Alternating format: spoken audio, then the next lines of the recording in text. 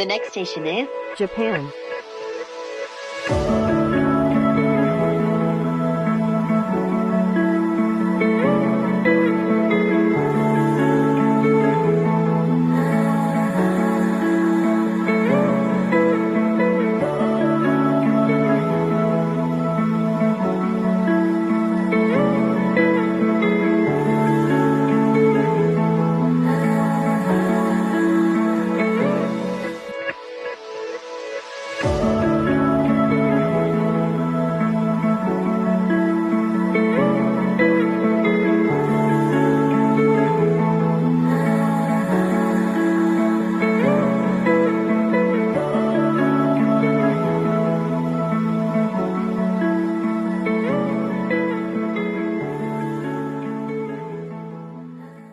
Hi guys! Welcome back to my vlog. So for today's video, mag-solo travel tayo sa Japan. And first official solo travel ko to internationally. And babalik ako ng Osaka, Kyoto. Oh my God!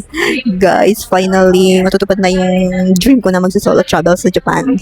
So if you want to know kung anong mga pinaggagawa ko sa Japan, please keep on watching.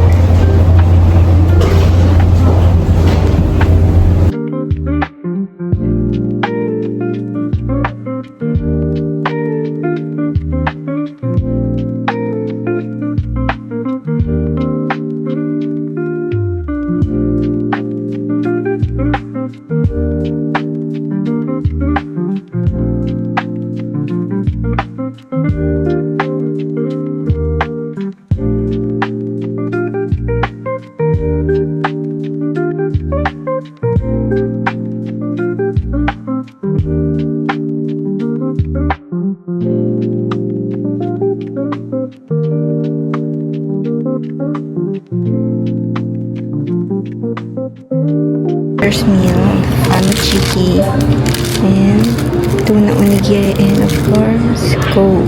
Let's eat!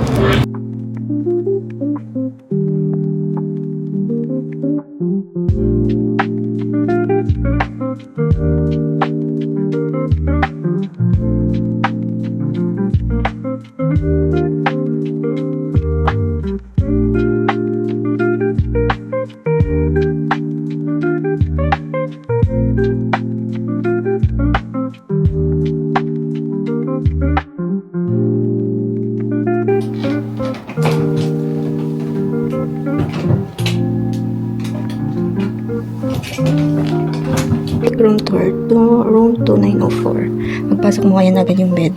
Dahil mag-solo travel tayo. Actually, okay na siya. Sa standard ng Japan hotel. Ayan. Kasya na nga to sa dalawang person dahil solo travel tayo. Mag-isa lang tayo. Ayan yung bed niya. Then, ito yung mirror. Hi! Tapos may mahabang, dyan, desk. May ref. Lagay ng luggage. Yan yung pinto. Tapos may CR. Tingnan natin yung CR. Yan. Standard CR ng Japan. May bathtub. Yung bowl. And then, hi! Oh, hindi ko alam kung ito yung favorite ko na brand. Kung Pola to. Tingnan natin. Hi guys! Yun lang ang ating room. Maliit lang siya. Hi guys! Kagigising ko lang from my nap. Time check. Anong oras na ba? It's 7:49 in the evening. So for my dinner today, nag-search ako ng malapit na Matsuya since favorite ko siya nung last Japan trip namin. Yun lang yung kinakain namin everyday. May malapit dito sa hotel, around 11 minutes walk. So doon tayo pupunta at magdi-dinner. So let's go!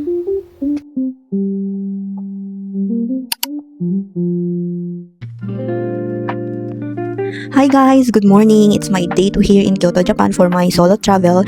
And for today's agenda, wala talaga akong nakaplan na itinerary. Pero ang gusto ko lang gawin today for breakfast, pupunta ako ng Arabica sa may Arashiyama since hindi pa ako nakakapunta doon sa banda sa may riverside. And then mag-scroll lang doon titingin. And afterwards, pupunta na ako sa may Gion kasi nandun yung customized ng ring. Gusto ko magpagawa since last time na pumunta kami doon, nagpagawa kami nawala ko nung nasa Osaka kami. So, yun, papagawa lang ulit ako. Then afterwards, siguro maghanap ako ng mga thrift store and then mag-window shopping lang. So, if you want to know kung ano yung mga pinuntahan ko today, please keep on watching.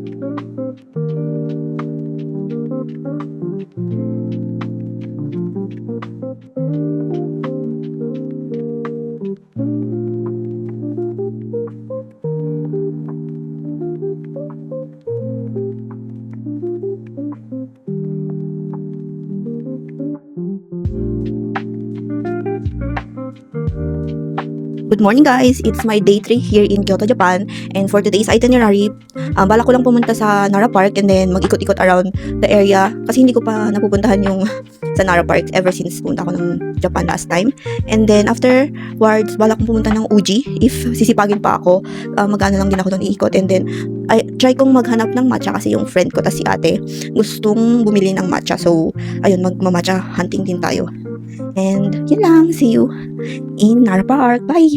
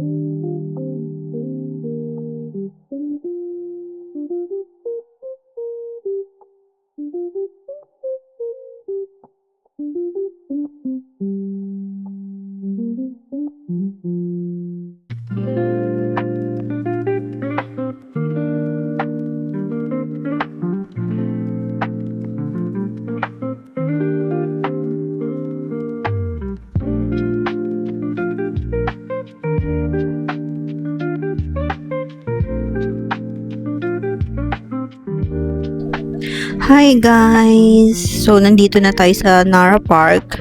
Then, nakaupo lang tayo dito, tambay-tambay, chill. Natatakot akong lapitan yung mga deer kasi yung iba kasi dito aggressive. Hindi ko alam kung magpapakain ako. Baka mamaya kasi dumugin ako. Charis! Pero, madaming tao ngayon dito. Madaming student, plus mga tourist. And ito yung view ko ngayon. Madaming nagpapakain ng deer dyan sa paligid. Chill-chill muna tayo.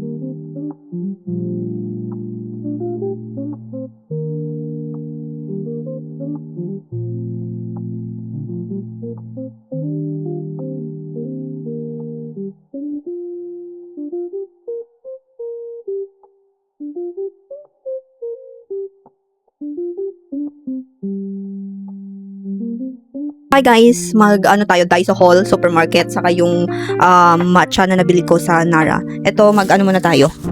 Mag-supermarket haul tayo kung ano yung mga pinagbibili kong food sa supermarket. ano na pala dito guys, kasama na yung dinner ko kasi tinatamad na akong lumabas mamaya at inaantok na ako. So, ito na yung dinner, merienda, and breakfast ko tomorrow. Since tomorrow, last day ko na dito sa Kyoto, tapos check out na din ako din. Transfer na ako sa Osaka naman ako for 4 days. 4 days or 5 days? 4 days. Ayun, start na tayo. Wait lang. Yan. Bumili ako ng 2 gyoza. Dinner ko na yan. And then, itong Craft Boss na coffee for breakfast tomorrow. And bumili din ako ng mga mini croissant na breakfast ko tomorrow. Since maaga yung checkout nila, 10 a.m. So, mag-breakfast muna ako dito before ako mag-checkout. And then, bumili ulit ako ng fruits. Ito naman, pakwan. May strawberry pa pala ako dyan, hindi ko naubos. Pero, mukha siyang masarap. Kaya binili ko. Then, yung dinner ko is assorted sushi. Sobrang mura niya, guys. Parang, hindi ko alam kung 398 yen siya or yung 429. Pero, overall, mura pa din siya. Ayan. Super yum, assorted siya. Travel tips sa Japan, guys. If gusto nyo bumili ng mga murang sushi, pumunta kayo sa supermarket nila. Ang daming selection doon. Saka mura pa. Mas makakatipid ka. Ayan. And then, bumili ako ng mga mini Coke at Royal para just in case tinatamad akong bumaba or lumabas. Meron akong drinks sa hotel. Babaunin ko dito sa Osaka bukas. Ayan. Ang cute nila, maliliit lang siya, oh. Ayan, tapos ito yung orange. 5 yun. 3 Coke, tapos 2 orange. Kung hindi ko naubos, edi yung ko. Charot! Then, yung last na Coke. Then, water lang. Yun lang yung nabili ko sa supermarket. For Daiso naman, ito yung napamili ko doon. Bumili na ako ng mga pasabay sa mga pasabay ni Kat or ng ibang friend ko, tapos pasalubong ko sa kanila. Ito yung trending na laundry pouch na gagawin kong makeup bag kasi ayun, super cute ng design nila. Ito para sa akin to, si Marie Kat. Ayan siya. And then, ito, it's either kay Zaira, cinnamon roll, or kahit kanino kung sino may bet sa kanila. Ito kay Katrina, ayan. Si Luffy, ay hindi, sino ba to? Si Chopper pala to, si Chopper. Ayan, si Chopper. And etong isa, si Kuromi, baka kay Rona to. Hindi ko pa nabibilhan si Sheila. Hindi ko kasi alam kung anong design bet niya. And then, itong pouch pa. Bala kong lagayin ng passport ko to. Ayan. Cute din siya. Tapos, itong mga makeup. Ay guys, kung pupunta kayo ng Daiso Japan, i-get nyo to. Magkano lang to? 200 yen. Sobrang nice. Pigmented neto. Na-try ko na to. Last Japan trip namin, nag-hoard ako neto. Every Japan trip pala, nag-hoard ako neto pang pasalubong and also pang personal. Kasi maganda yung shimmer neto. Saka yung pigmented din yung ano niya. Yung ibang colors. Ayan siya. Next. Ito mga pasabay lang to ni Kat. Pero ipakita ko na din para may idea kayo kung ano pwede yung mabiling mga makeup doon. Ito. Quad shadow na may keychain. 200 yen din siya. Ayan. Ito lip tint. Ayan. Ito mini mascara. Ito lipstick din. Kay Katrina Martinez tong mga pasabay niya. Guys, galing na yung Japan last month ha. Hindi pa siya nagbibili. Tapos itong ano, yung vacuum na bottle pump. Super ano nito guys, tibay. Kasi parang 2 years ago, bumili din ako ng ganito. Yung hanggang ngayon, ginagamit ko pa din siya. Ito, yung moisturizer ko. Yan yung gamit ko pa din. Sobrang tibay niya. Compared yung nabibili mo sa online sa Philippines or kahit dun nga ata sa ano sa Daiso nila. Kasi bumili din ako last time. Ang bilis masira. Pero ito, hindi. Ayan o. Gamit na gamit ko siya. Itong tatlo, si Kat. Kay Katrina ulit, nag-hoard siya. Pero bumili din ako ng extra ko na isa. Next. Ito yung akin, extra. Lip tint. Kay Kat din to. Ito, bumili ako ng face mask ko. Nagagamitin ko, pauwi ko sa plane. Kasi wala akong dala, nakalimutan ko. Ina-allergy ako. Kailangan ko to. Ito din, kay Kat to. Parang lip and cheek balm. Ayan, dalawa yan, dalawang shade, magkaiba. Tapos ano din siya, keychain. Pwede namang i-keychain. Diba? Sobrang sulit niya pang pasalubong. Sobrang mura niya. Pag wala kayong maisip, guys, pumunta lang kayo ng Daiso. Doon makakahanap kayo ng iba't ibang pwedeng pang pasalubong. Mura pa. Tapos bumili din ako nitong gayan ko ng perfume, yung pang travel size, para hindi ko dalhin yung malaking bote. Ayan siya, dalawa. And then, bumili din ako ng fake nails. Ayan, fake nails. Yung nails ko pala, guys, fake nails lang yan. Nabili ko lang sa Shopee, tapos dinikit ko. Fairness, ang ganda niya, tapos matibay siya. Ayan. And, yun lang yung nabili ko sa Daiso. Tapos, isasabay ko na din yung nahanap ko na matcha dun sa Nara. Ano lang siya, maliit lang siya na shop. Tapos, grandma yung, yung nagbebenta. Ang tagal ko nag-wait doon kasi pagpasok ko, walang tao. So, inantay ko pa na matapos siyang naghugas ata siya or may ginagawa siya sa loob. Inantay ko talaga yun, parang ang tagal ko. Siguro more than 15 minutes ako doon nag-aantay para lumabas lang siya. Bumili ako ng pinakasabay ng kaibigan ko. Tapos, binilhan ko na din si ate. Siname ko na kasi hindi ko alam kung bibilhin ko, hindi naman ako mamatcha. Ano ata ito na yun? Murakyu Kuyamen na matcha powder. Bumili ako ng Waku. Meron ng etong 20 grams. Ayan siya. Kay ate yung 20 grams. Binuksan ko na. Etong 40 grams sa kaibigan ko. Hindi ko nabubuksan kasi kanya yun. Ito lang kay ate. Ayan. 40 grams din, Waku din siya. Tapos, magkano to? 47 something yen. 4.7k yen siya. So, around less than 2k. Ito naman, 2k plus yen. So, around less than 1k. Ayaw ko na mag-convert. Bobo tayo sa mat. Ayan lang yung haul natin today.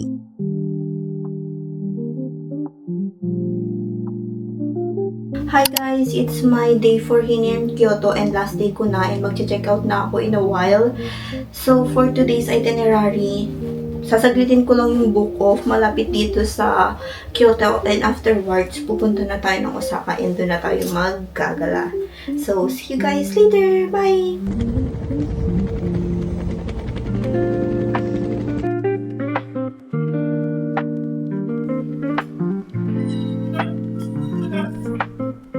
Dito tayo sa book off guys, sa may Super Bazaar sa may Kyoto. Sobrang dami nilang magagandang item, tas mura. Highly recommend na pumunta dito. Pag nasa Kyoto kayo, dayuhin nyo siya. Parang around less than an hour lang yung biyahe via bus. Ako mas gusto ko yung sumakay dun sa bus. Kasi hindi siya nakaka-overstimulate unlike sa mga train. Oh my god.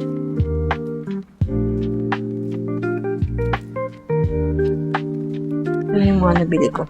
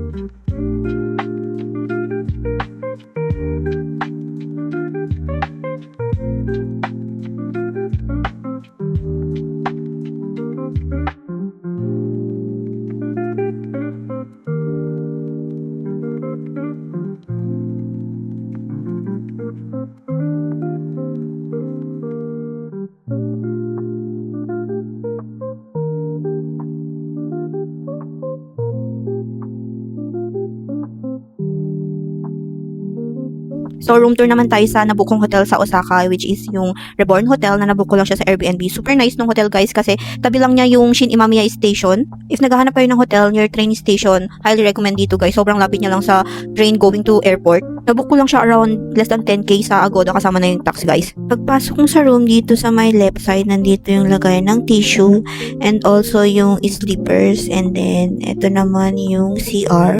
Malawag naman yung CR niya, guys, and malinis. Typical CR ng Japan. Then, meron din siyang bathtub.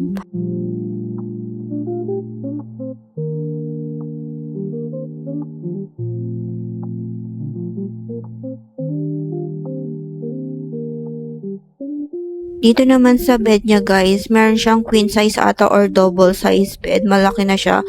Good for 2 person din siya. Then, meron siyang TV. And then, meron din kettle. And then, mini ref. Tapos, may blower din siya. Sa right side naman, may computer table. If gusto mag-work ka or gusto mo kumain, may area dyan. Then, may full body mirror din para sa OOTD mo. If naghahanap kayo ng spacious na hotel, guys, check nyo yung Reborn Hotel sa Airbnb. Kasi the usual size ng mga hotel kasi sa Japan, masikip, walang masyadong space. Dito, malaki pa yung space niya. Highly recommend. Hi guys, mag-donkey haul tayo. Kasi dito na ako sa Osaka. And may malapit na donkey dito sa hotel ko. Mag-donkey haul lang tayo. Ano na to? Hindi to tax free kasi dinner ko lang to. Tapos mga snacks. Ayan, nandito siya. First, yung rice. Ito yung dinner ko. 276. Yan lang siya. And then, ang ulam ko is itong, hindi ko alam kung chicken skin siya. Tapos, since 7 p.m. na, less siya, 30%. 223 yen na lang siya. Tapos, ang order price niya ay 309. Ayan. Hindi ko alam kung chicken skin or what yan. Yan yung dinner ko. And, sobrang excited ako dito. Oh my God. Bumili ako na itong Hindi ko alam kung anong kulay, white or peach strawberry. Yan, sa Donkey. Ano to? 980 yen siya.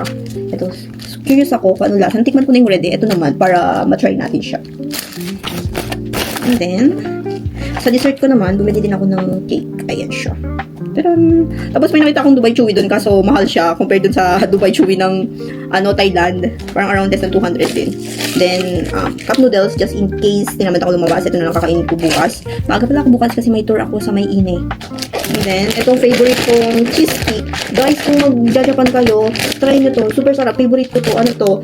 Cheesecake. Ayan. Cheese siya. Snacks. Favorite ko to. Pang ano lang to. Pang snacks ko bukas kasi may tour ako para may kainin ako sa bus. Kasi malayo yung pupuntahan namin. And then yung yung candies na peelable, ayan. Favorite ko din to. Then, bumili ako na itong tube top kasi hindi ako nakadala ng tube bra ko or nipple tape. May sleeveless ako, hindi ko magagamit, hindi siya palit. Kaya bumili ako nito, kailan ko. Ang hirap maghanap ng nipple tape dito, guys. Wala silang nipple tape. Kaloka. Kaya ito na lang. Gawa na lang natin siya ng paraan. And then, ito mga snacks ko sa tour bukas. Macadamia na chocolate. Favorite ko din to. Yung ulit, candy pero ibang flavor naman. And ito din, favorite ko sa Donkey dito, ayan, almond siya. Pangat-ngat tomorrow. And yun lang sa ating Donkey haul for today. Ayun na tayo guys. Kahapon hindi na ako nag-vlog kasama yung mga binili kong dinner sa Kyoto sa supermarket. Kasi nakalimutan kong humingi ng chopstick. Kinamay ko yun. Naipakita ko sa inyo yun guys. Napakadugyot naman. Ayan. Ang dami pala na itong chicken. Tikman natin. Chicken skin ata siya. Ayan. Itadakimasu.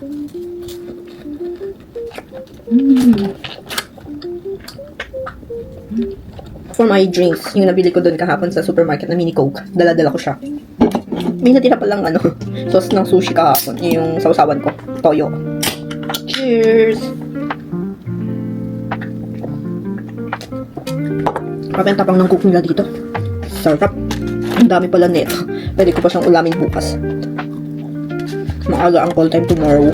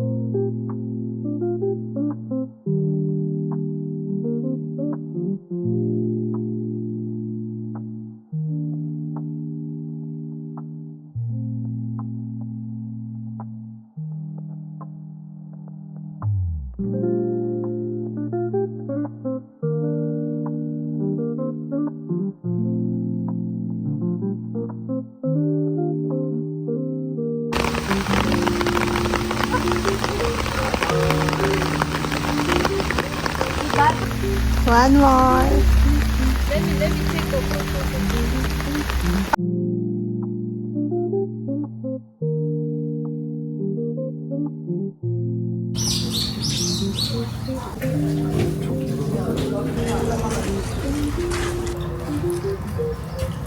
Hot history over.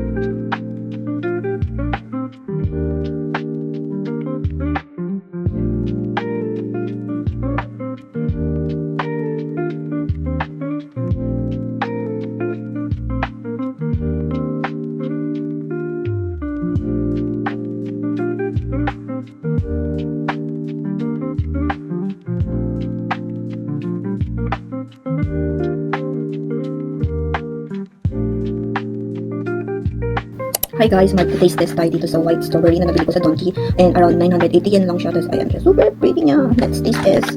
Ako hindi ko ito na-try. Tignan natin ito natin. Ayan. So pretty. Super duper creamy yan. Sarap. Hindi siya maasim. Hindi siya matamis. Sakto lang siya. Sobrang creamy ng texture niya. Sarap. Wow. I like it. Ay, medyo maasim pala sa dulo. Sarap, pero wet ko din siya. Sobrang mura talaga ng strawberry dito sa Japan. Try nyo guys pag nag-Japan kayo. Nabili ko lang po sa Donkey dito sa may Shin Imamiya. Yung parang super Donkey. Mega Donkey. 980 yan. 15 pieces na siya. Ayan. Gusto ko din sana bilhin yung 3 different color. Yung may red, may light red, saka yung white. Kaso mas mahal siya. Since natry ko na yung red, eto na lang. Sarap. Hi guys, it's our day 6 here in Osaka, Japan. And for today, ang gagawin ko lang ay pupunta ako sa Rinko Premium Outlet since hindi ko pa yun na-explore and gusto ko din mag-check ng bibilhin ko. So, let's go!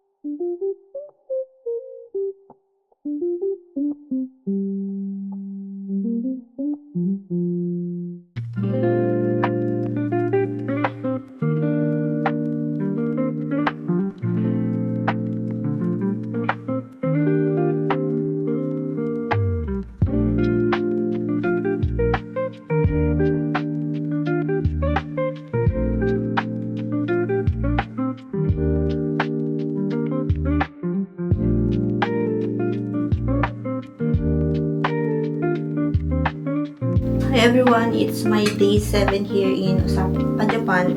And for today's agenda, pupunta tayo sa Kobesanda Premium Outlet and mag-check ng mga pwedeng bilhin doon. Kasi pumunta ako kahapon sa Rinko and hindi ko nagustuhan yung mga selection ng brands doon and also yung mga binibenta. So, mag-check ako sa Kobe kasi last time na pumunta kami, ang daming magaganda doon and mas cheaper compared doon sa Rinko. So, yun ang agenda natin today.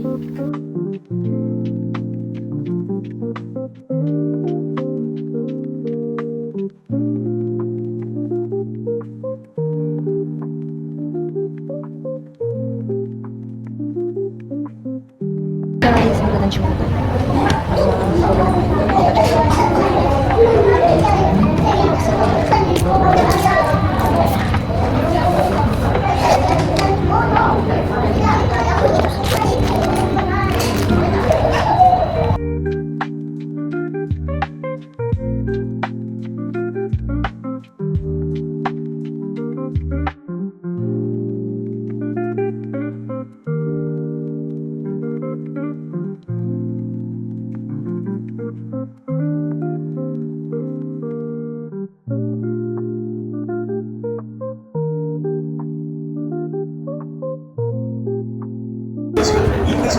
First damage, my first ever luxury purchase.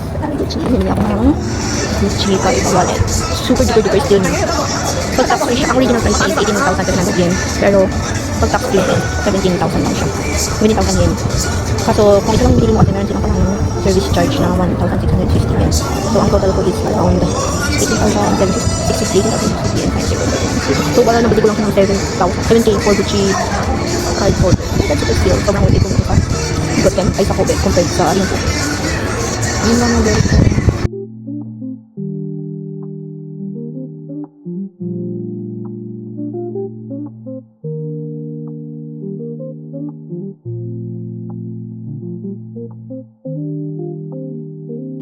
Hi guys! Finally, it's our day 8 here in Osaka, Japan. And sadly, ito na yung last day ko sa Japan. And mamayang gabi, yun na yung flight ko pabalik ng Manila. Mag-check out lang ako. And then, since may time pa naman ako, mag-check out lang ako. And then, ilalagage storage ko itong maleta ko para makaikot pa ako sa Osaka. Ang balak ko, pupunta ako dito sa malapit sa neighborhood na Isekai ba? Or Isekaya? Ewan ko basta, yun yung may building something. And then, afterwards, pupunta ako ng Dotonbori. Yung ikot-ikot lang doon. Then, mamayang 5 p.m., yun, punta na ako ng airport kasi mamayang 10 yung flight ko pabalik ng Manila. So, let's go!